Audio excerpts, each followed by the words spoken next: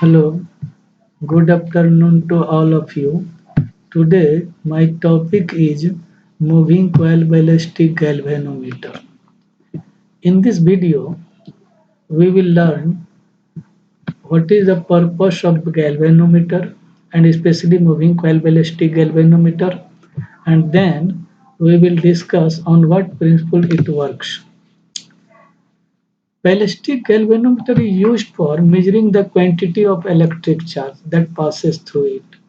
So it is clear from the definition that galvanometer here is used to measure electric charge. Now we will see on what principle it works. When a current is passed through a coil and the coil experiences a torque, when the coil is suspended freely in a magnetic field. Now what about construction? Actually, its construction, if you see, you will find a coil. Its design, its shape is a rectangular coil, and coil is made up of copper wire. So it consists of a rectangular coil of thin copper wire, and it is wound on non-metallic frame, you may say ivory. This coil is suspended by means of a phosphor bronze wire between two concave pole pieces of a strong horseshoe magnet. Actually, here we have two pole pieces of a magnet, and since magnet is a horseshoe magnet, so it's here the coil hangs between two pole pieces. The especially designed pole pieces, as I told you, that it is concave shaped.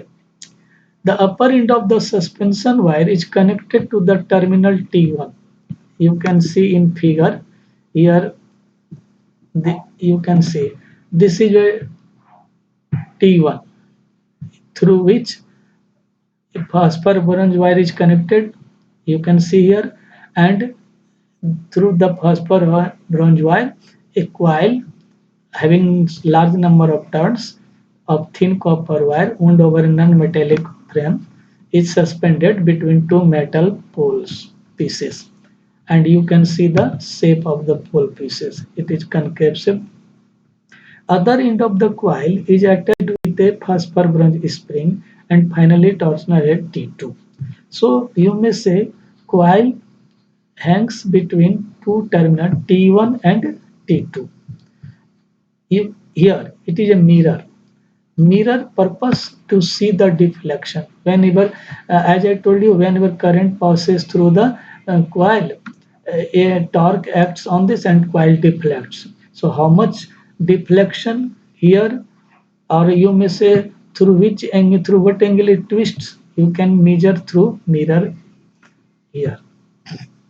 Okay, and this spring helps to bring the coil in its original position after deflection or after switch off. Suppose here number of turns n is the number of turns. Okay, n is the number of turns of the rectangular coil. A is the area of the coil. Area, as I told you, area means length into breadth. Here we will measure the area by measuring the length of the coil and breadth of the coil, then we will multiply it, and then we will get area.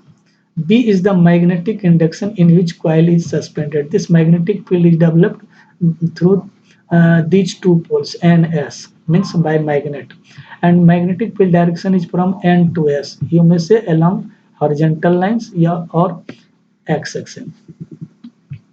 I is the current flowing through it. When current passes through the coil, suppose current I is passing through this coil, current will come here, current will go down in this arm and go right side, then up side, then left side.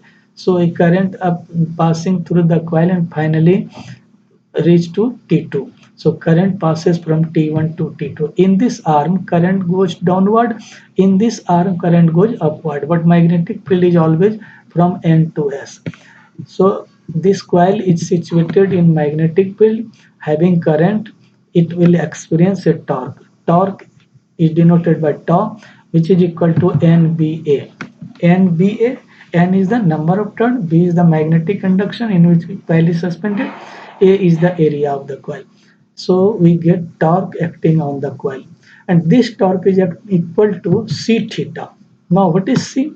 C is the torsional constant of the phosphor bronze, or you may say suspension wire, and theta is the angle through which it is deflected.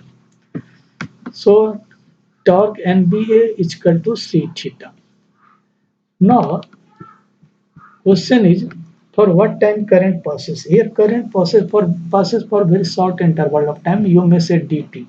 That is why I have written here. If the current flows for a short interval of time dt, the angular impulse produced in the coil is tau dt.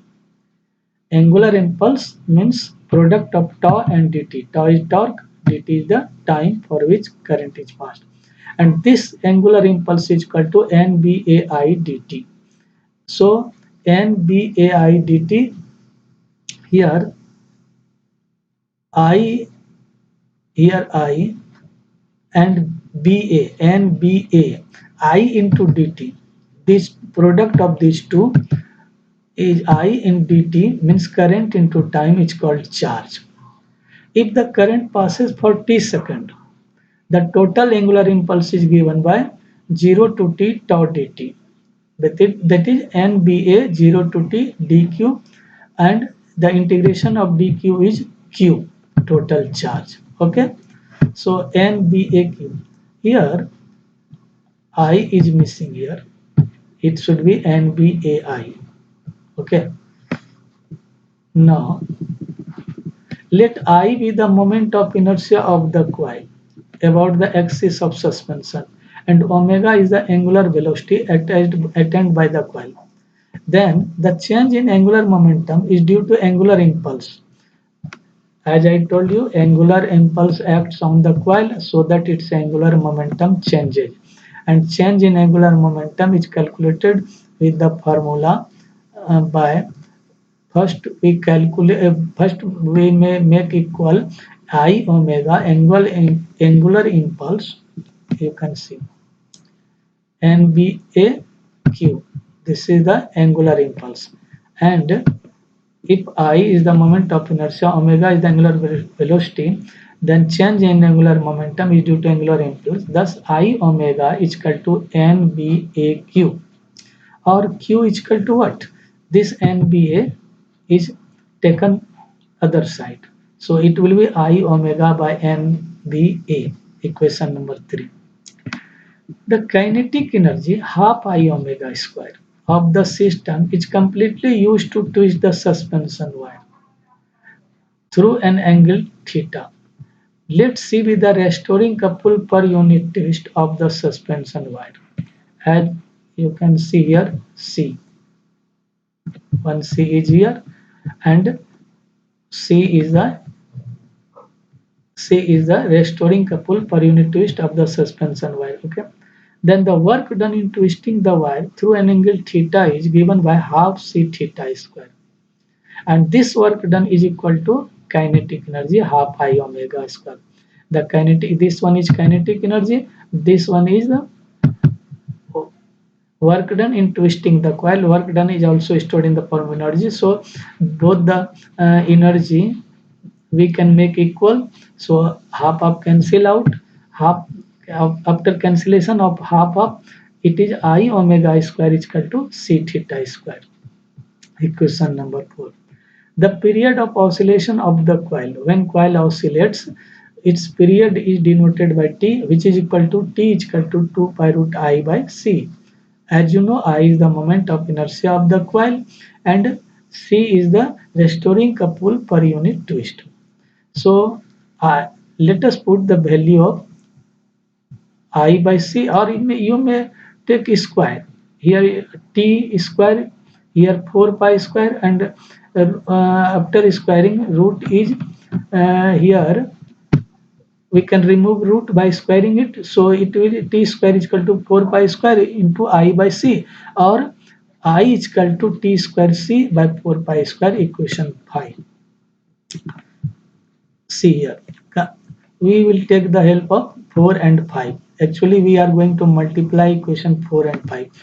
If you multiply here I omega square with I, this left side I omega square, so it will be I square omega square is equal to this one c theta square into t square c by 4 pi square, or I omega is equal to t c theta by 2 pi. How? Remove the square. Here each and every term on right, left and right, you may see it is square, so remove square, it will be I omega t c theta by 2 pi. Now we are taking the value of I omega and putting in equation 3. You can see equation 3. This one is I omega in the numerator. So Q is equal to what? It will be Q is equal to T by 2 by C by NBA into theta. This is your equation 6. Equation 6 gives the relationship between the charge. You can see here Q is the charge, and here theta is the throw or deflection or twist. So this equation, that is equation 6, gives the relation between charge and the flow through the coil, a charge that is flowing through the coil and the ballistic through theta of the galvanometer. Equation 6 may be rewritten as Q is equal to K theta. Here we assume this term as K. What is K? K is called the ballistic reduction factor. Okay.